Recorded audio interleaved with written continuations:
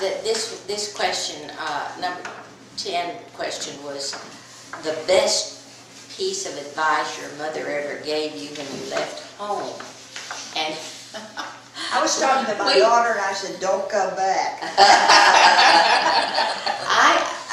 I think we had a conversation earlier today about this, and I think we grew up in a different generation where our parents just modeled what we were supposed to do and how we were supposed to live. They weren't constantly telling us this, that, and the other. They just didn't do it. They didn't expect us to do anything but write. Right. And my parents never came and asked me, have you finished your homework? It was just expected that you would do your homework. And I did the same thing with my kids, and it didn't work too well. So different generations expect different things, but there was no advice.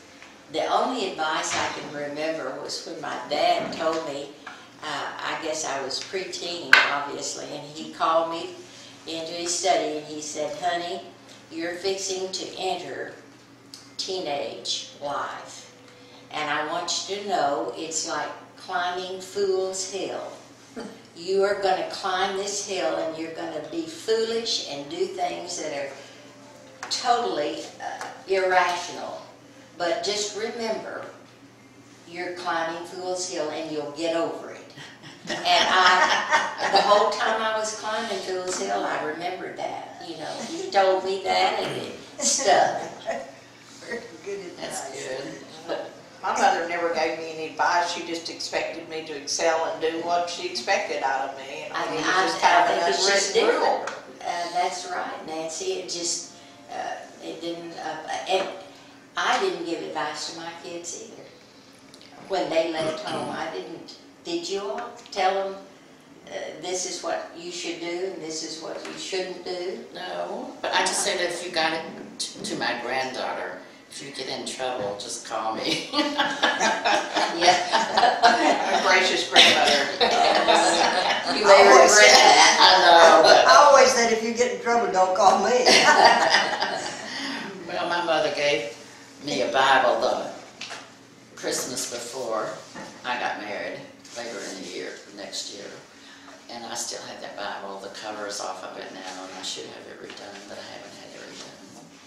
But if you ever have any questions, that's a good place to go to find out how to behave. Absolutely. If you have a problem, solve your problems. So I recently was in a situation where, I guess it was Sunday school class, it was like, what would you do differently from the past that, you know, if you had your life to live over? And, you know, we made mistakes, but God guiding us, like you say, it's just, I really wouldn't do basically anything over again. I'd like to get my husband a little longer, but we were blessed. And so. whenever kids or young people come to me today and talk about the problems they're having with their children, you know, especially my own children, I just kind of laugh because I remember what they did, you know, and then I'll say, well, just remember God forgives sins. So that sort of satisfies them, comforts them. Do you all ever have to check yourself on trying to do something for your children instead of stepping back? Oh, yes. I mean, if you see that they need help in some area, you rush in to help, and that's not, I have found that's not the right thing to do. What experience have you had? Well, I always want to rush in. Jim always said hold back, so I think I should take his advice. I say, if you don't have the money in your pocket, you don't buy it.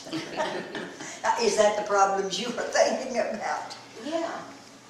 If you see that they're struggling and you're able to help somewhat, but it ends up being resented or somehow, I don't know.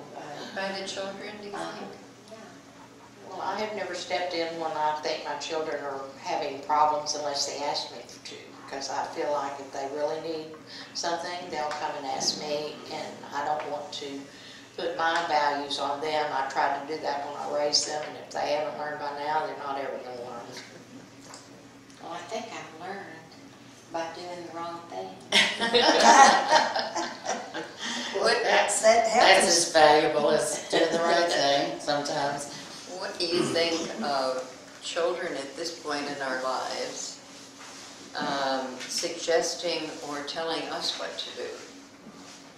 How do you All the feel about time. that? All the time. I'm not there yet. I'm not there yet, but I can see that it can be accepted as that they're sweet and they want to take care of us and they want to make it easy for us. You can either take it that way or you can take it that they're interfering. Just Well, I think it happens especially after you lose a mate. well, I guess that's true. My mother always said, once, I gotta get this right now. Once a man, twice a child. And I think she was right. You get it? Yeah. Yeah. Yeah. And I find myself being, like the other day I was talking to our daughter and I said, your daddy and I are going to go across the street and eat over here in Irby's. And she said, Mother, you and Daddy hold hands crossing the I said, we will, and here we are holding hands, crossing the street, going for a hamburger at Irby's. Yes, It's a sweet feeling Yeah, it to is know sweet. that your children really love you, and now they know what you went through when you were raising them. Yeah. I remember reading a book and sharing it with the young gals that I ministered to about when you get married, there's 4 people in the marriage. The childhood in you, the child, and the adult. And when both children come out at once, it can really be bad, you know. But I think we have to keep that in mind and do what we feel is right and what God wants us to do. But the greatest thing in my life is that our children stay in touch, call us about every day. They want to give us advice, or they want to still get advice. Right. Not all families have that sweet. Every day is kind of often for me. Once a week is enough. I think we got one question left, and that's what tips do you have for being happy every day? Wake up and thank God and praise His name. My word was gratitude. If you feel gratitude when you wake up in the morning for all the blessings, then you're going to have a happy day. Jenny, you got any tips? I think I concur with that. Or you can walk around here or go across the street and see people that are a lot worse off than we are. And I think it's just Look at the bright side of life. And that's not always easy, but life isn't easy, and we're promised to. Yeah, I don't know where I got the idea it was. I don't know. I thought, boy, by the time I get to be 65, I'll know everything. And it'll be just the hill. I will be up the hill and down the other side. But I noticed it's just like sometimes starting over. Each I new kinda phase like of it. life, you have to learn anew. Something new, and I kind of like it. Challenging, to say the least. But I think the problem I am having in my brain, I've got all this group of women that I left there that I know, and this new group of women that I've met here that are so interesting, and men. And the church, there's another group of people Yeah. over there. Thank goodness we're all on the same planet. Or I think I'd lose it. Yeah.